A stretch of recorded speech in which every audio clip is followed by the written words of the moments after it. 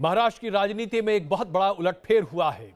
Shiv Sena, NCP और कांग्रेस की सरकार ने आज शपथ लिया है, जिसकी तस्वीरें हम आपको लगातार दिखा रहे थे।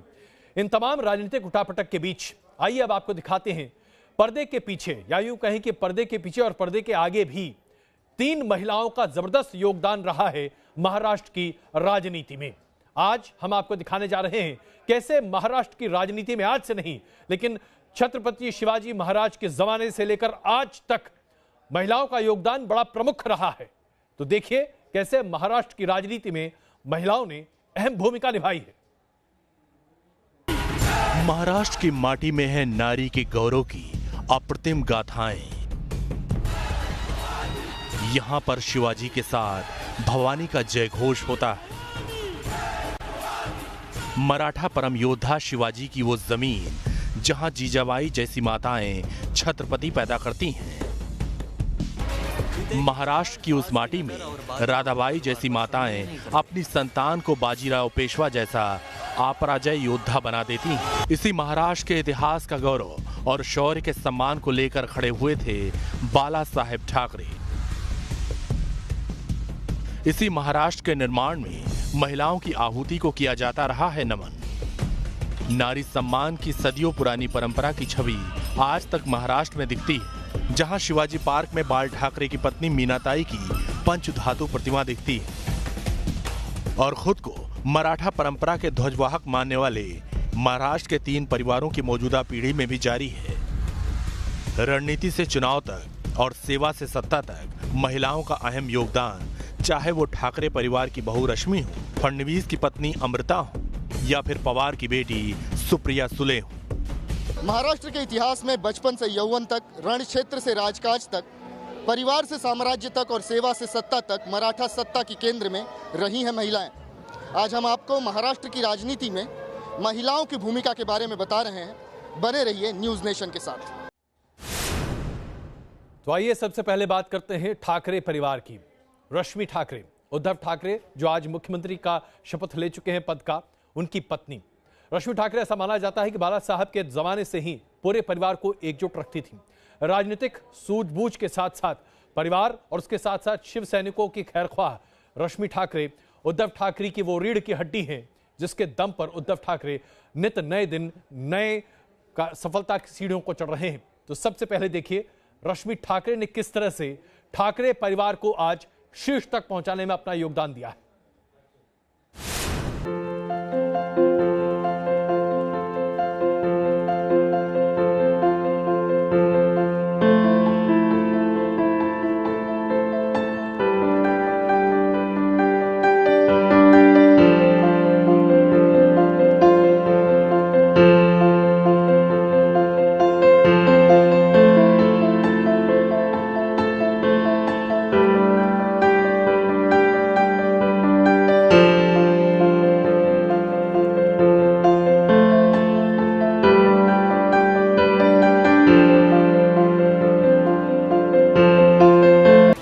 तीनों किरदार बखूबी निभा चुकी रश्मि ठाकरे की शख्सियत ऐसी है कि शिव सैनिक उनसे जुड़ा हुआ महसूस करते हैं। माना जाता है कि पर्दे के पीछे से रश्मि काफी लंबे वक्त से सक्रिय रही हैं, लेकिन हाल के दिनों में वो खुलकर पार्टी की गतिविधियों में शामिल रही हैं। शिवसेना की सियासत में रश्मि की जरूरत और उद्धव की जिंदगी पर असर का अंदाजा इन तस्वीरों से लगता है, जिसमें उद्धव जब राज्यपाल भगत सिंह कोश्यारी से मिलने गए थे तो रश्मि भी उनके साथ थी। बताया जाता है कि रश्मि की सक्रियता का ये कोई पहला उदाहरण नहीं था। इससे पहले जब महाराष्ट्र विधानसभा चुनाव के लिए उद्धव ठाकरे बेटे आदित्य ठाकरे के साथ चुनावी बिसात बिछा रहे थे, तब रश्मि ने मातोश्री की जिम्मेदारी बखूबी संभाली थी। शिवसैनिकों को प्रेम और सम्मान देने वाली रश्मि की गिनती शिवसेना के प्रमुख वास्तुकारों में होती है।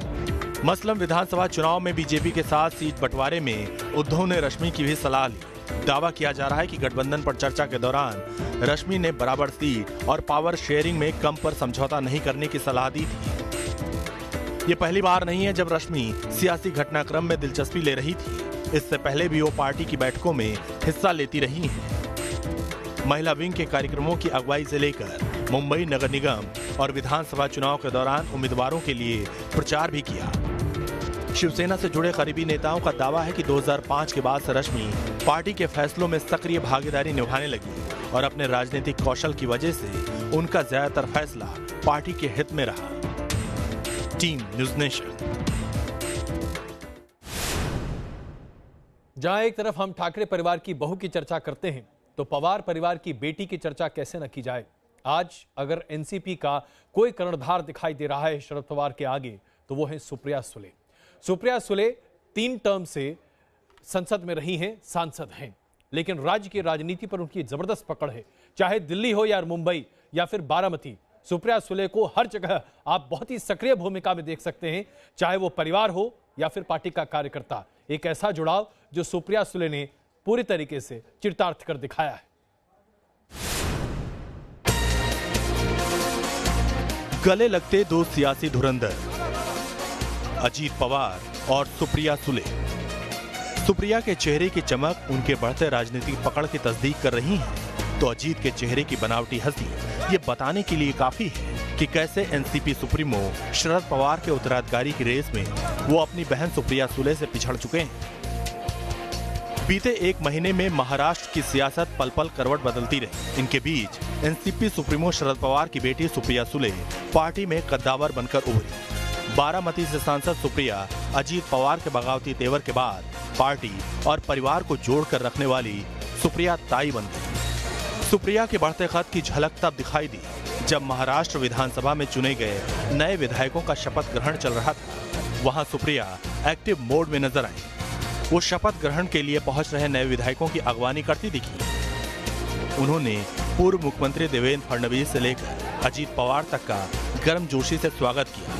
अपनी पार्टी के साथ साथ दूसरे दलों के कई विधायकों से भी गले मिली। इसके साथ ही ये साफ हो गया कि शरद पवार के बाद सुप्रिया सुले ही उनकी विरासत को आगे ले जाने की सबसे मजबूत दावेदार है, जबकि अजीत पवार इस रेस में पीछे छूट चुके हैं। बताया जा रहा है कि अजीत पवार एपिसोड के बाद पार्टी में सुप्रिया सुले का दखल बढ़ा है। उन्होंने न सिर्फ पार्टी के विधायकों को एकजुट रखने और उन्हें पार्टी से जोड़े रखने में अहम भूमिका निभाई, बल्कि बगावती तेवर अपनाने वाले अजीत पवार और दूसरे विधायकों को मनाने में जुटी रही। पार्टी से लेकर परिवार तक जिस तरह उन्होंने अपनी जिम्मेदारी निभाई, उसने सूबे की सियासत की तस्वीर ही बदल डाली। ठाकरे परिवार और कांग्रेसी नेताओं के साथ बेहतर तालमेल दिखाकर भी सुप्रिया सुले ने अपनी राजनीतिक पकड़ मजबूत की।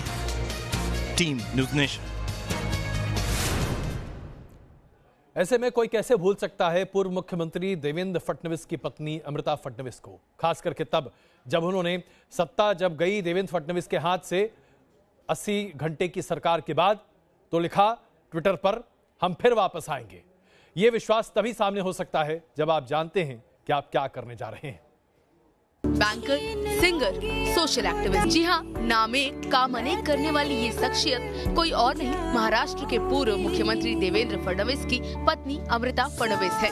सोशल मीडिया पर एक्टिव रहने वाली अमृता सिर्फ देवेंद्र फडणवीस की पत्नी होने की वजह से ही नहीं, बल्कि अपनी स्टाइलिश लुक और फैशन की वजह से भी सुर्खियों में रहती हैं।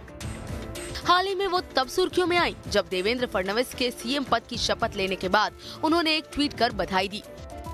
उन्होंने ट्विटर पर लिखा, बधाई देवेंद्र और अजीत, आपने कर दिखाया। हालांकि दूसरी बार सीएम बने देवेंद्र फडणवीस बहुमत जुटा पाने में नाकाम रहे और उन्हें इस्तीफा देना पड़ा। अमृता हर वक्त अपने पति के फैसले के साथ खड़ी रही। एक बार फिर उन्होंने ट्वीट कर अपने पति के विरोधियों को चेतावनी दी। उन्होंने लिखा, पलट के आऊंगी शाखों पे खुशबुएं लेकर, खिजा की जद में हूँ, मौसम जरा बदलने दे। बतौर सीएम जब फडणवीस काफी व्यस्त रहते थे, तब अमृता ने परिवार की जिम्मेदारी बखूबी संभाली और रिश्ते नातों की डोर बनी रही। बताया तो ये भी जाता है कि जब देवेंद्र ने महाराष्ट्र बीजेपी के अध्यक्ष का पद संभाला, तभी से अमृता ने उन्हें सियासत की पिच पर खुलकर खेलने की सलाह दी और घर की जिम्मेदारी अपने कंधों पर ले ली। देवेंद्र फडणवीस और उनकी पत्नी अमृता फडणवीस 2005 में शादी के बंधन में बंधे। पेशे से बैंकर अमृता एक प्राइवेट बैंक में काम करती हैं। पति के सीएम बनने के बाद भी अमृता ने अपनी नौकरी नहीं छोड़ी। एक इंटरव्यू में उन्होंने अपने पति के साथ रिश्ते का सीक्रेट शेयर किया। उन्होंने कहा था कि जब भी हम दोनों में आपस में कोई बहस होती है तो देवेंद्र पहले सॉरी बोलते हैं। देवेंद्र कहते हैं कि जिंदगी का सच ये है कि पति को पहले सॉरी बोलना चाहिए। घर की बॉस मैं हूँ, जबकि देवेंद्र डिसीजन मेकर हैं। बताया जाता है कि देवेंद्र और अमृता के बीच की केमिस्ट्री बेहद शानदार है। अमृता उन्हें बेहद इमोशनल शख्स मानती है। Team news nation. और आइए चर्चा करते हैं उस खबर की जिसने आज पूरे दिन भर सुर्खियां बटोरी हैं। भोपाल के बीजेपी के सांसद प्रज्ञा ठाकुर ने गोडसे को देशभक्त क्या बताया, मुसीबत में फंस गईं। उन्हें संसद की डिफेंस कमेटी से बाहर तो किया ही गया है, साथ ही पार्लियामेंट्री कमेटी की बैठक से भी इस सेशन में बाहर रहने को कहा गया है। लेकिन क्या यह अपने आप में काफी है?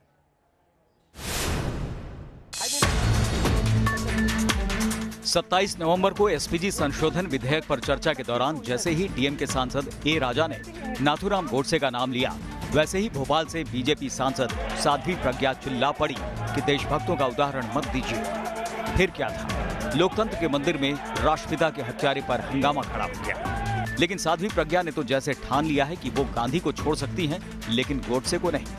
पहले उसको पूरा सुनिए। क्या है बता दीजिए, क्या है बता। मैं कल दूंगी जवाब। आप पूरा देशभक्तों का नाम मत लीजिए, पूरा सुनिए। हम सुन के बता रहे।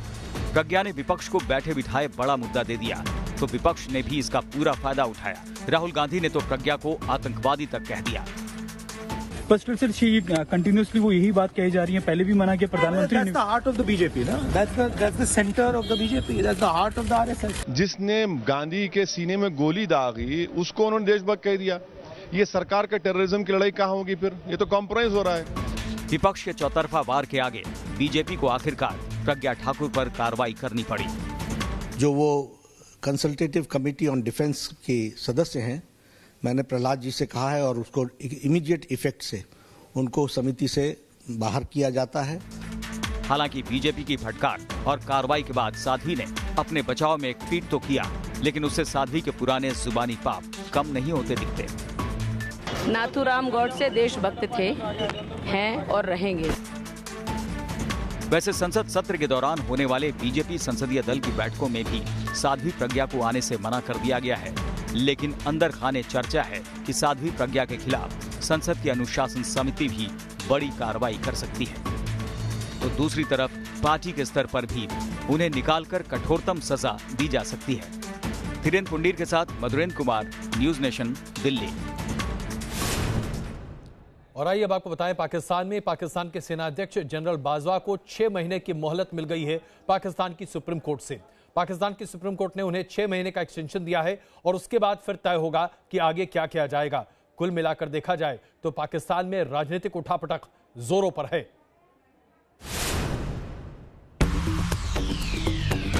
पाकिस्तान की सबसे बड़ी अदालत ने 3 दिन के अंदर इमरान सरकार को उल्टे सिर लटका रखा था, लेकिन आखिरकार अदालत से जनरल बाजवा को राहत मिली। पाकिस्तान सुप्रीम कोर्ट ने जनरल बाजवा के कार्यकाल को 6 महीने के लिए बढ़ाने पर मंजूरी दे दी है। 6 माह की तौसीह दे दी गई है सुप्रीम कोर्ट की जानिब से आर्मी चीफ की मुद्दते मुलाजमत में। जी हां, पाकिस्तानी सुप्रीम कोर्ट के फैसले के साथ ही बाजवा एंड कंपनी के साथ साथ इमरान खान की सांसों में सांसें लौटाई हैं, क्योंकि चीफ जस्टिस खोसा ने बुधवार को सरकार को जैसी फटकार लगाई थी उससे बाजवा के एक्सटेंशन पर तलवार लटकाई थी। दरअसल अदालत के दखल के बाद इमरान सरकार ने आधी रात को आर्मी रूल में बदलाव तो कर दिया, लेकिन अदालत में जो दस्तावेज दिए गए थे उसमें इमरान सरकार ने रीअपॉइंटमेंट लिखा और राष्ट्रपति की ओर से मंजूर चिट्ठी में एक्सटेंशन लिखा हुआ था। गुरुवार की सुनवाई के दौरान अदालत ने जब इमरान सरकार से फाइनल दस्तावेज मांगा, तब जाकर बाजवा की जान बच सकी। और आइए आपको दिखाते हैं कैसे पश्चिम बंगाल में भारतीय जनता पार्टी खुद ही अपना वर्चस्व शायद नहीं बना पा रही। पश्चिम बंगाल के उपचुनावों में 3 विधानसभा सीटों में तृणमूल कांग्रेस ने बाजी मार ली है।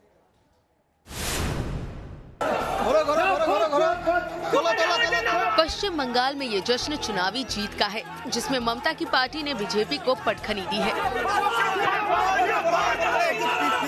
टीएमसी के कार्यकर्ताओं की खुशी का ठिकाना नहीं है, क्योंकि उन्होंने तीनों की तीनों सीटों पर बीजेपी को करारी मात दी है।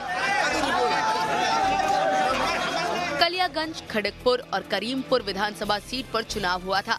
इन तीनों ही सीटों पर टीएमसी ने बीजेपी को हरा दिया है। बीजेपी के लिए ये करारी शिकस्त इसलिए भी है क्योंकि 3 में से 2 सीटों कलियागंज और खड़गपुर पर पहली बार टीएमसी जीती है, जबकि बीजेपी वैसी 2 सीटें हारी है, जहां की लोकसभा सीटों पर बीजेपी का ही कब्जा है। इस चुनावी जीत को लेकर ममता बनर्जी ने कहा है, हम इस जीत को बंगाल की जनता को समर्पित करते हैं। बीजेपी सत्ता के घमंड और बंगाल की जनता के अपमान का नतीजा भुगत रही है। मुख्यमंत्री ममता बनर्जी ने बयान में कहा है कि जिस तरह से एनआरसी और सिटीजनशिप अमेंडमेंट बिल को लेकर भारतीय जनता पार्टी कुछ कड़े पदक्षेप लेने की बात कर रही है, बंगाल के लोगों ने उसी को ठुकराया है। वीडियो जर्नलिस्ट सुमित सरकार के साथ कोलकाता से देवयानी चौबे, न्यूज नेशन।